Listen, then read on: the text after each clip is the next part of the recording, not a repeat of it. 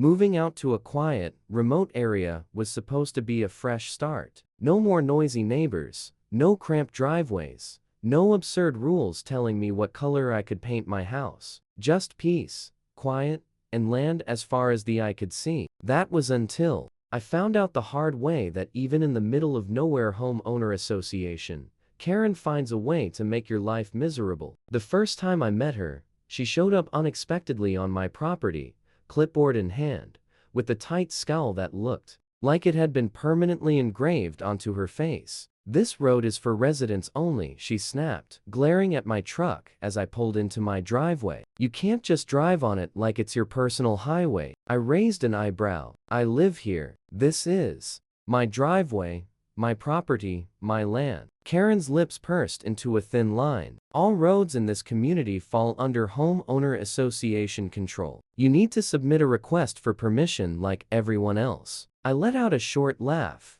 thinking she had to be joking. This road was built by the previous owner. It's private property. The homeowner association has nothing to do with it. "That's not what our community regulations state," she said, tapping her clipboard. "If you don't comply, we'll have to take further action." I waved her off, slamming my truck door behind me. Big mistake. The next morning, I walked outside and immediately noticed something was off. My truck sat in the driveway, completely normal, but a few feet down the road, gleaming metal spikes protruded out from the gravel. I blinked, thinking maybe I was seeing things. Nope. Karen had installed spike strips on my own driveway. I stormed down the road, stopping just short of the jagged metal teeth. These weren't cheap, either. Professional-grade tire shredders bolted straight into the dirt, the kind law enforcement might use to stop a high-speed chase. My blood boiled. This wasn't just trivial homeowner association nonsense. This was straight up illegal. I pulled out my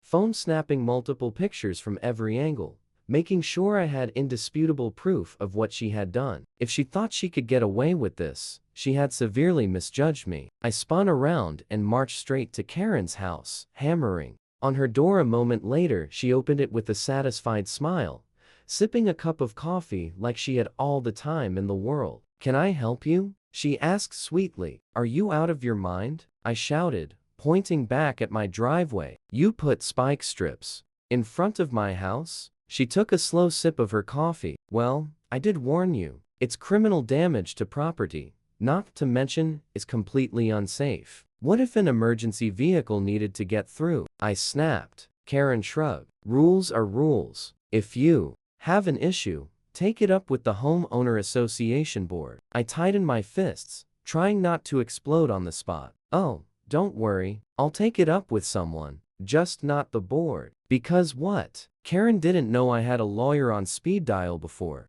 I did. "Anything else?" I took pictures and videos of everything. The placement of the strips, the bolts in the ground, even the smug look on Karen's face as she watched me document the damage. I made sure to capture every detail, including how the strips were bolted deep into the ground, meaning this wasn't some cheap prank. This was deliberate sabotage. Then I made one phone call. "You're joking me," my lawyer Matt said, as I sent him the photos. "I wish I was." "Can she actually get away with this?" He let out a sharp laugh. "Not a chance. This is property damage, reckless endangerment, and illegal road obstruction. You want me to handle it?" "Absolutely. Make her regret every second of it." The next day, Karen got a very official-looking letter delivered straight to her door. The kind that made it clear this wasn't just a homeowner association issue. This was a lawsuit waiting to happen. By the time I got home, she was already outside ripping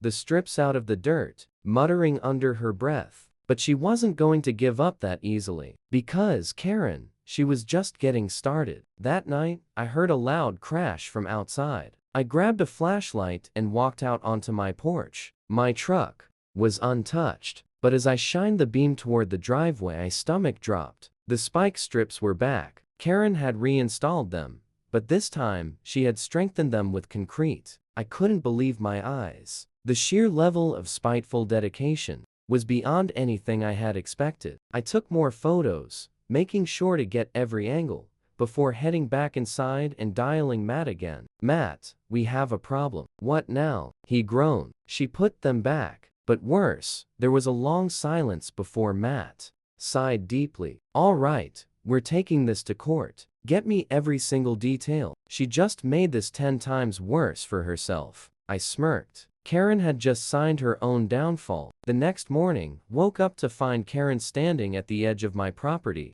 arms crossed smugly as ever. She wasn't even trying to hide this time. The spike strips were still concreted into my driveway, and she had the audacity to be waiting for my reaction. I took a deep breath, trying to keep my composure as I walked toward her. "Karen, I know what fantasy world you live in, but this is private property. You can't just keep tampering with my driveway." She grinned. "I warned you before. Community rules apply to everyone. The board voted on this. We can't have outsiders cutting through our roads without permission." I shook my head, pulling out my phone. "I don't need permission. This is my land. You and your little homeowner association club have no control over it. And since you refuse to listen, maybe it's time someone higher than me gets involved." Karen's smile wavered for the first time. "Oh, and who exactly do you think is going to stop me?" I chuckled. "You're about to find out." Within the hour, Matt was on site with the sheriff's deputy. Karen's smug expression disappeared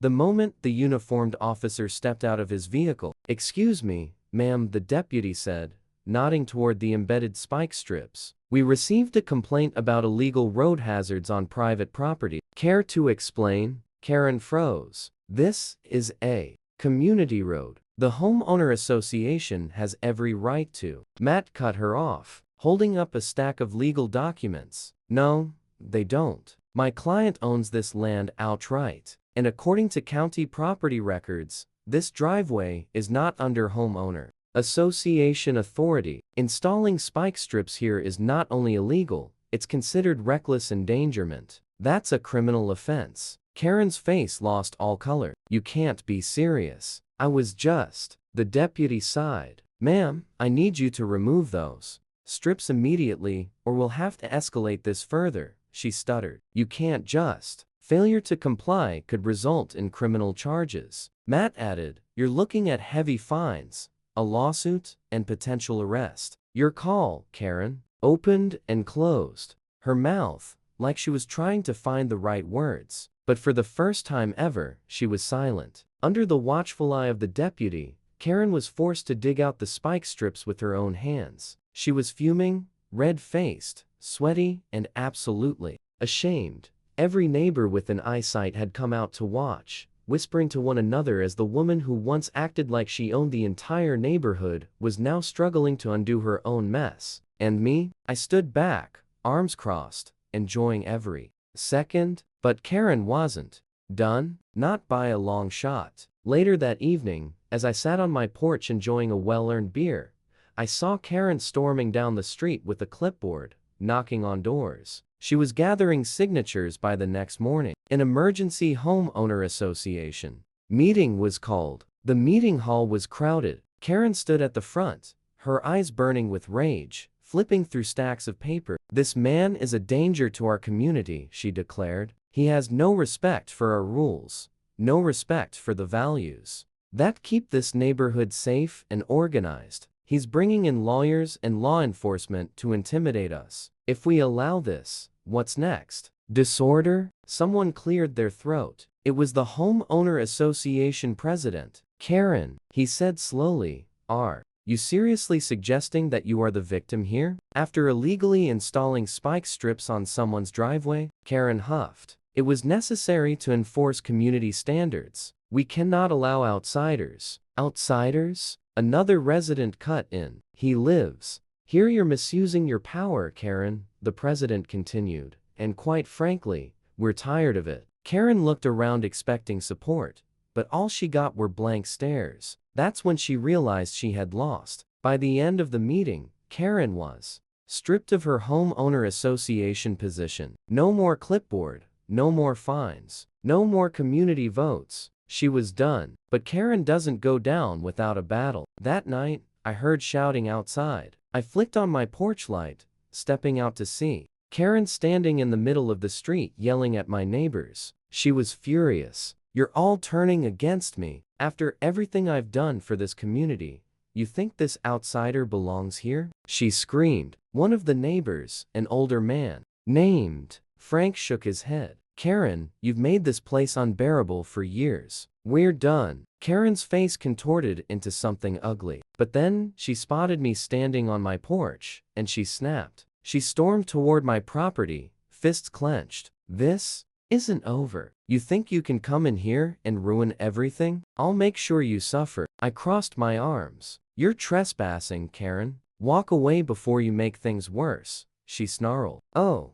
you haven't seen worse yet." And with that, she stormed off into the night. But I had the sinking feeling that she wasn't lying. Karen had lost her power, but she wasn't done scheming. The next morning, I woke up to find my truck missing. I blinked, thinking maybe I was seeing things. But no, the driveway was empty. The same driveway where I had parked it last night. I ran inside, checked my security cameras, and there it was. Karen, in the middle of the night, standing beside a tow truck, grinning. As my truck was hauled away, I clenched my jaw. She had gone too far. I picked up my phone and dialed the sheriff directly. "Hey, I need to report a stolen vehicle, and I know exactly who took it." The response was immediate. "We'll handle it." Karen thought she was invincible. She thought losing her homeowner association title wouldn't stop her, but what she didn't realize, I wasn't just going to let this go. The moment I saw the security footage of my truck being towed,